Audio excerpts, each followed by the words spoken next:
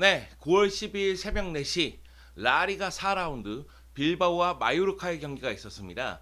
이 경기에서 이강인 선수가 발렌시아에서 바로 마요르카로 이적한 다음에 데뷔전을 치르게 됐습니다.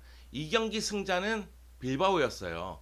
이 빌바오가 비비안 선수의 헤더골과 이냐키 윌리엄스의 추가골을 앞세워서 마요르카를 2대 0으로 제압하긴 했습니다. 마요르카 입장에서는 올 시즌 승격을 했음에도 불구하고 지난 3경기에서 2승 1무를 기록하면서 최고의 시즌 출발을 보여줬지만 결국은 빌바오에게 패배하면서 올 시즌 첫 패배를 기록했습니다. 물론 마요르카가 승격팀이니까 4경기에서 2승 1무 1패면 나쁜 결과는 아니라는 생각은 있는데 결국 이 패배를 당한 다음에 다음 경기에서 어떻게 하느냐가 매우 중요하기도 합니다. 이 경기부터 좀 복귀를 해볼게요. 이 경기는 마요르카 입장에서 복귀를 하자면은 그동안 잘된 축구를 계속 고수를 한 경기입니다. 마요르카가 최근 2연승을 기록했는데 알라베스전에서도 1대0 승리, 에스파뇰전에서도 1대0 승리, 그리고 이 결승골들은 다 우당탕탕 골이었거든요. 그래서 측면 쪽의 스피드를 최대한 빠르게 가져가면서 문전에서 혼전 양상을 만들고 그리고 마무리 짓는 방식으로 갔는데 이 경기도 똑같이 나왔습니다. 이 측면에 음불라, 쿠보, 다니 로드리게스 이런 선수들이 번갈아 가면서 쓰면서 측면 쪽에서 공격 속도를 최대한 빨리 가져가고자 노력을 했고요. 그러면서 빌바오의 수비를 괴롭히는 모습도 있었습니다. 결국은 루이스 가르시아 감독 입장에서는 지난 2연승을 달릴 때 4-2-3-1 포메이션 그거를 이 경기에서도 유지를 했고 수비 라인과 미드필드 라인에 약간의 변화는 있지만은 공격 라인에는 변화를 주지 않으면서 최근의 기세를 최대한 이어가고자 노력을 했다고 보면 됩니다. 공격할 때는 4-2-3-1 포메이션, 수비할 때는 쿠버가 위로 올라오면서 페르니니와 함께 투톱을 형성하는 듯한 느낌으로 4-4-2 포메이션, 그러니까 4-4-2 형태로서 수비를 굉장히 단단하게 가져가고자 노력을 했죠. 공격 쪽에서 쿠보도 그렇고 음블라도 그렇고 나니 로드리게스도 그렇고 굉장히 직선적인 플레이에서 위력적인 모습을 보여줬습니다. 솔로 플레이에서 확실히 위력적인 모습이 있어요. 그런데 전체적인 연동하는 모습이라든가 창의성이라든가 이런 부분이 좀 떨어지거든요. 그러니까 쿠보하고 음블라는 직선적으로 파고드는 데는 뛰어나지만은 연동해서 들어가는 데서 좀 아쉬움이 있고 나니 로드리게스가 그걸 연동하는 역할을 하다 보니까 이 경기에서도 평점이 가장 높았습니다. 그리고 이제 수비 시에는 라인을 내릴 때 문제가 많이 발생했어요. 네. 라인을 올리면서 공격한 다음에 내릴 때 상대의 발빠른 공격수를 놓치는 모습이 굉장히 많았습니다. 이냐키 윌리엄스를 그래서 많이 놓쳤거든요. 후반전에는 이냐키 윌리엄스의 동생인 니코 윌리엄스가 들어오는데 이 윌리엄스 형제들에게 굉장히 고생한 경기였고요. 그리고 첫 번째 골 실점 장면, 세트피스 수비에서도 문제가 있었죠. 비비안 선수를 놓치면서 결국은 세트피스에서 실점을 했으니까요. 결국 이 경기는 마요르카가 수비 쪽에서도 많은 문제를 노출한 경기다. 이렇게 보면 되겠습니다. 경기 후 루이스 가르시아 감독이 인터뷰를 보면은 전반전의 기동력은 우리가 더 좋았다. 그리고 후반전 들어서 우리는 경기력이 더 향상됐다. 그리고 상대가 골을 넣기 전까지는 우리가 잘했다고 생각을 한다. 그런데 마르셀리노 감독이 선수 교체를 통해서 변화를 꾀하거든요. 이 변화가 적중했다. 그러면서 선제골을 내주면서 모든 게 꼬이기 시작했다. 이런 얘기를 했는데 마르셀리노 감독이 먼저 선수 교체를 단행을 해요.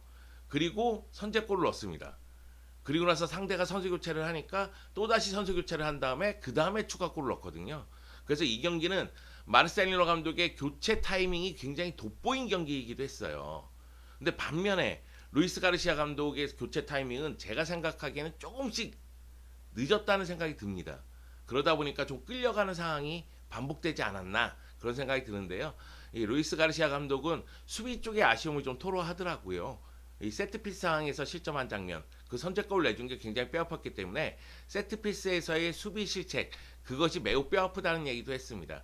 그리고 경기 끝나고 나서 기자들이 공격의 창의성에 대한 질문을 했어요. 왜냐하면은 굉장히 빠른 공격은 하지만은 무언가 연결되면서 아기자기한 공격은 나오지 않으니까 공격의 창의성이 부족하니까 그 부분에 대해서 당연히 질문을 했겠죠. 그래서 이강인 선수 얘기가 나온 것 같은데, 그러니까 이강인 선수에 대해서 얘기할 때 팀 플레이에 조금 더 적응할 시간이 필요하다. 그러니까 이적한 지 얼마 안 됐으니 우리 스타일의 이강인 선수가 적응할 필요성이 있다. 그리고 이강인 선수는 미래의 우리에게 무언가 줄 선수다. 그러면서 기대감을 표했습니다. 사실 이 경기 전에 루이스 가르시아 감독 인터뷰 보면은 이강인 선수의 능력에 대해서 굉장히 극찬하는 인터뷰도 있었거든요. 그래서 이강인 선수가 계속해서 출전 기회를 잡을 것이다. 이런 기대감이 굉장히 컸었는데요. 그러면 이 경기에서 이강인 선수가 어떤 플레이를 했는지 좀 이야기를 해보죠. 사실 우리가 이 영상을 찍는 이유는 이강인 선수 때문이잖아. 이강인이 얼마나 잘했을까? 이강인이 마요르카에서 성공할 수 있을까? ESPN 뉴스 보니까 이강인과 쿠보가 마요르카에서 넥스트 레벨로 갈 수 있느냐, 넥스트 레벨로 올라갈 수 있느냐, 뭐 이런 칼럼 비스무리한 기사가 올라왔었는데 그만큼 이강인과 쿠보가 같이 조화를 이룰 수 있느냐, 공존하느냐도 관심이 있지만은 이 두 선수가 마요르카와 함께 성공 가도를 달 수 있는가에 대해서도 스페인도 그렇고 아시아도 그렇고 관심이 있다는 거예요. 그래서 이 경기에서 쿠보가 뛴 거 어땠느냐? 잘했습니다. 그 정도면은 나쁘지 않아요. 물론 평점이 높은 편은 아닙니다. 왜냐면은 영양가가 있는 플레이가 많지는 않았지만 상대를 괴롭히는 플레이는 분명히 있었다. 저는 그렇게 생각을 하는데 이강인 선수는 어땠느냐? 이강인 선수가 72분에 음블라랑 교체돼서 투입하게 됩니다. 그래서 추가 시간 4분까지 포함을 한다면 그러면은 약 22분 정도 소화를 했는데 뛴 시간이 그렇게 많은 편은 아니었어요. 근데 이적하자마자 마요르카 데뷔전인 걸 생각하면 나쁘지 않은 데뷔전이었다. 이런 생각이 들고 이강인 선수가 72분에 교체 투입될 때 루이스 가르시아 감독은 이강인 선수를 포함해서 3명을 교체 투입시킵니다. 그 중에 2명은 이제 미드필더였죠. 페바스하고 바타글리아가 들어갔고요. 그리고 이강인 선수가 공격 옵션으로는 첫 번째로 들어간 거예요. 이 얘기는 창의성이 필요할 때 역시 찾는 선수는 이강인일 것이다. 요 얘기가 될 것입니다. 자, 그리고 이강인 선수의 기록을 한번 쭉 보시면 나쁘지 않아요. 22분 동안 뛰면서 슈팅 1회. 물론 유효 슈팅은 없었습니다. 근데 왼발로 감아차는 슈팅이 상당히 위력적이긴 했어요. 그리고 볼터치 16회고 패스 성공률이 80%. 물론 패스를 많이 한 경기는 아니기 때문에 패스 성공률을 얘기할 필요는 없지만 이 패스 성공률 중에는 롱패스 성공률이 들어가요. 그러니까 이강인 선수가 측면으로 빠져서 반대편으로 길게 넘기는 롱패스가 굉장히 많은 경기였거든요. 많아봤자 3번 시도했는데 2번 성공을 했으니까 여하튼 뛴 시간에 비해서 많았는데 나름대로 위력적으로 잘 연결을 해줬다. 그리고 드리블 성공률이 67%인데 3회 시도에서 2회 성공했으니까 나쁘지 않습니다. 그리고 코너킥 1회, 크로스 1회 그런 모습을 보여줬는데요. 출전 시간에 비해서는 나쁘지 않은 데뷔전 같습니다. 그래서 평점에서도 6.3점을 받았습니다. 이거는 다니 로드리게스, 레이나 골키퍼, 페르니뇨 다음으로 팀 내에서 가장 높은 평점이에요. 그걸 고려했을 때 이강인 선수가 출전 시간은 적었지만 나름대로 존재감을 보여줬다. 이렇게 얘기할 수가 있겠죠. 사실 좀 아쉬움은 있었어요. 왜 그러냐면은 이강인 선수가 음블라하고 교체됐을 때 음블라 위치에서 뛰긴 하지만은 왼쪽에서 중앙 쪽으로 들어와서 중앙 플레이가 많았습니다. 그래서 중앙 쪽에서 쿠보하고 연동해서 들어가는 장면도 있었어요. 노룩 패스를 한 차례 시도하는데 굉장히 날카로운 모습이 있었거든요. 그러니까 이강인 선수는 측면에 배치되더라도 중앙 쪽에서 뛸 수 있는 배경이 조성돼야 돼요. 그래야지만 이강인 선수의 장점이 나옵니다. 아예 중앙에 배치해서 뛰게 하는 것도 나쁘지 않겠지만은 상대 압박을 요리조리 피하기 위해서는 오히려 측면에 배치한 다음에 중앙 쪽으로 들어오면서 플레이를 요구할 수가 있는 거죠. 그런데 77분에 쿠보가 나가고 프라츠가 들어와요. 그러다 보니까 니뇨하고 프라츠 투톱 형태가 됩니다. 물론 이제 수비할 때라든가 공격할 때는 요렇게 움직이기도 했지만은 전체적으로는 이제 스트라이커 2명을 둔 거죠. 그러다 보니까 이강인, 다니 로드리게스 그리고 이강인하고 다니 로드리게스하고 경기 중에 위치를 바꾸기도 합니다.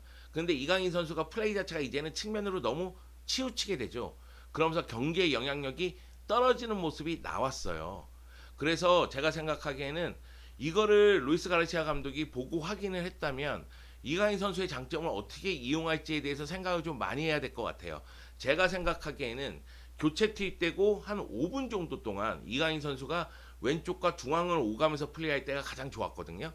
그러면 이선 라인에 결국 오른쪽에 쿠보, 중앙에 다니 로드리게스, 왼쪽에 이강인 또는 중앙에 이강인, 왼쪽에 다니 로드리게스.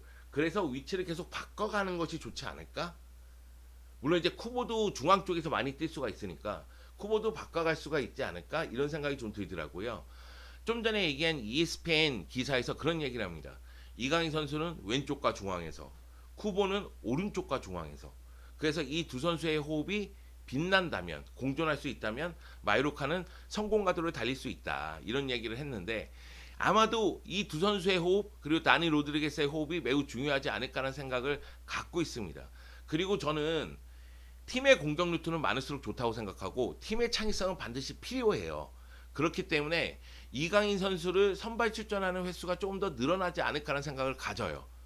결국은 이강인 선수가 선발로 나오고 그리고 이강인 선수가 교체된 다음에 뭐 음블라라든가 라고 주니어라든가 이런 선수들이 들어오면서 속도를 높이는 방향으로 가야 되지 않을까라는 생각을 갖고 있거든요. 물론 제가 이제 루이스 가르시아 감독이 아니니까 루이스 가르시아 감독의 생각을 모르지만 이렇게 하는 게 좋지 않겠습니까? 그냥 제안해 봅니다.